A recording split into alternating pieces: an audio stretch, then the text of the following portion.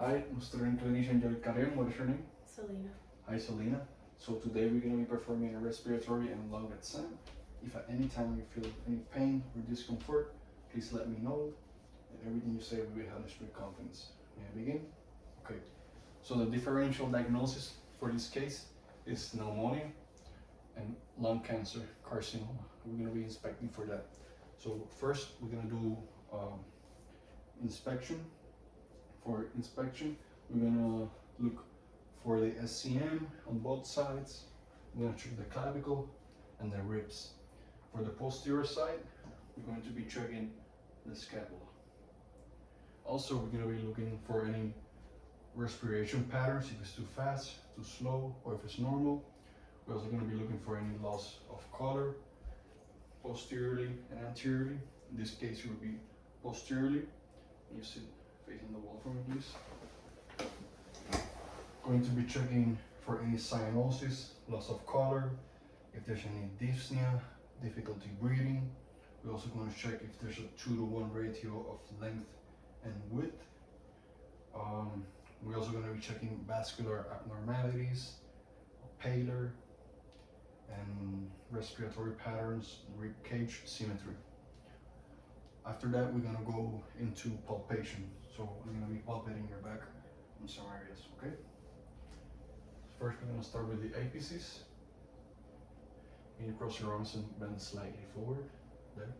We're gonna palpate the interscapular area, triangle auscultation, lateral lung field, and medial lung field. The next step is going to be test for tactile frenatus. I'm going to be performing a test called tactile frenatus, which is testing for vibration. Whenever I tell you, you're going to be saying 99. Okay, whenever I tell you. Okay, can you say 99? 99. 99. Triangle auscultation. 99. Lateral lung field. 99. Medial lung field. 99. Okay, so our normal, we will feel just normal vibration on any side. If there's an increased vibration, which will indicate fluid or mass in the lung, which could also indicate pneumonia or cancer. If there's decreasing vibration, or no vibration at all, will indicate excessive air in the lungs, which could be emphysema. So for the next test, we're going to be doing respiratory excursion. I'm going to be placing my hands on this area. You're going to cross your arms and bend forward, and you're just going to take a deep breath and let it all out. If you feel dizzy or something, pain, let me know, okay?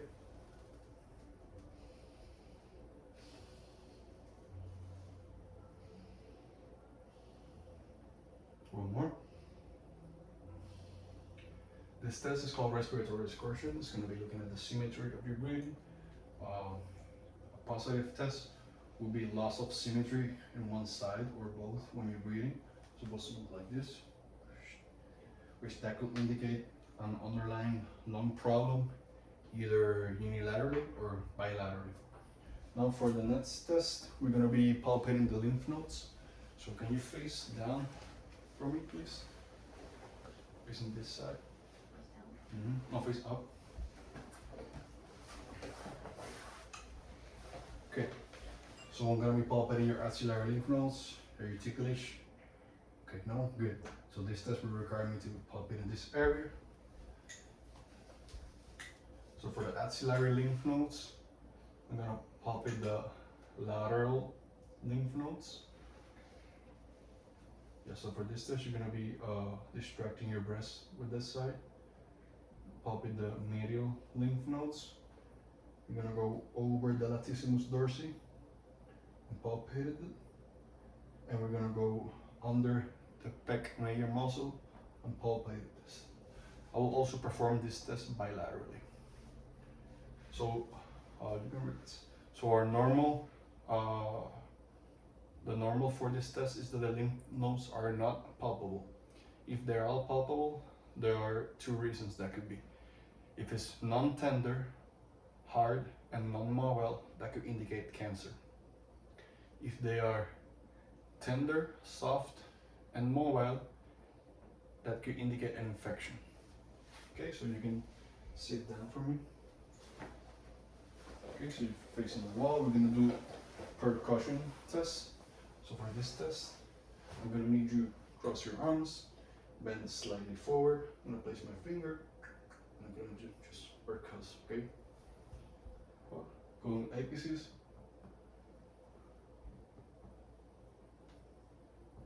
Interscapular area. Triangle auscultation. Medial lung base.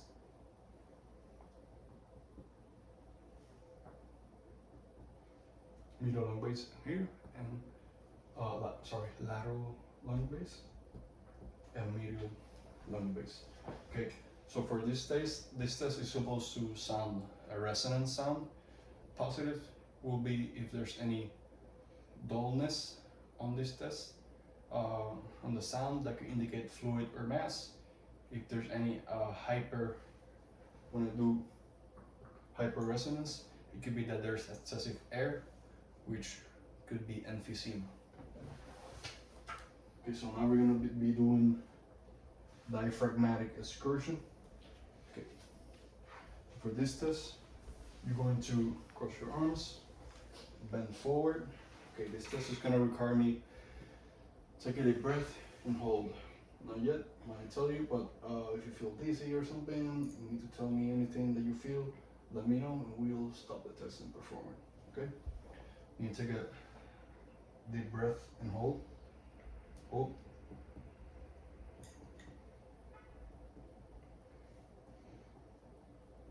Okay, you can breathe. I'm going to mark here.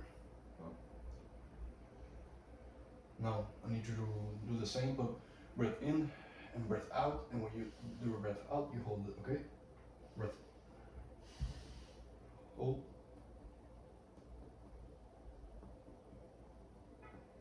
Okay, you can breathe normally. I'm going to mark here.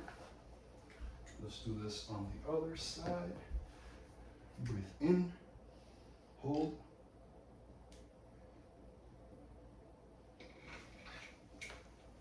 Okay, relax. You can breathe over here. Now breath in, breath out, and when you do the breath out, hold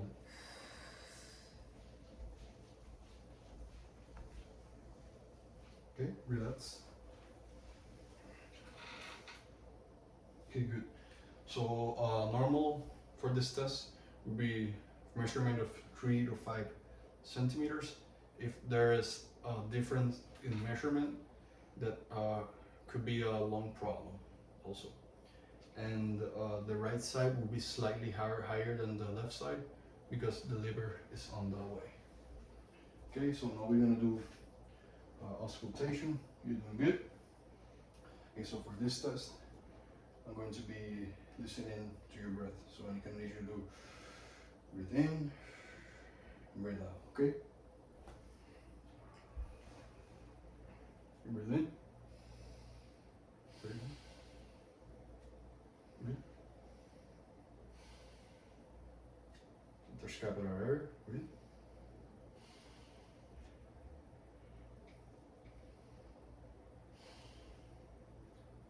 Triangle auscultation.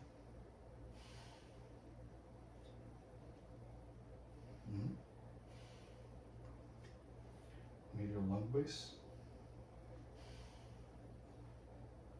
Lateral lung base.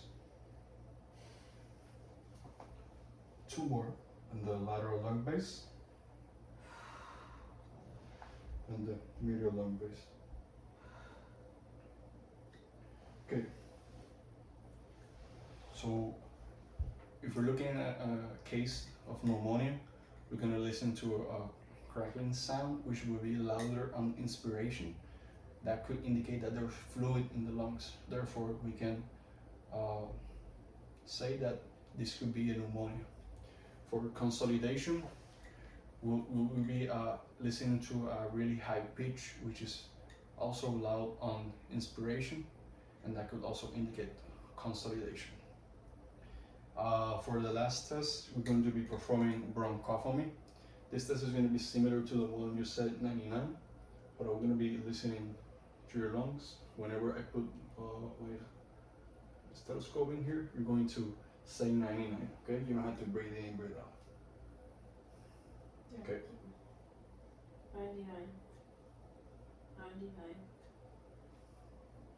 99, 99, 99, 99, 99, 99. Okay, good. So this is the bronchophomy test. So if there's a positive, I will be able to clearly hear the 99, which that could indicate there's bronchophomy on the bronchioles or excess of fluid, which that could be also another indicator of pneumonia. If there's no problem with this test, I'm gonna hear the 90. I'm not gonna be able to hear clearly the 99. I'm just gonna hear like a mumbling sound, and that could be a positive for this one. Okay, so thank you, Ms. Flowers. The next thing we will do is just take some X-rays, chest X-rays, to further see and confirm what's going on. Okay, thank you.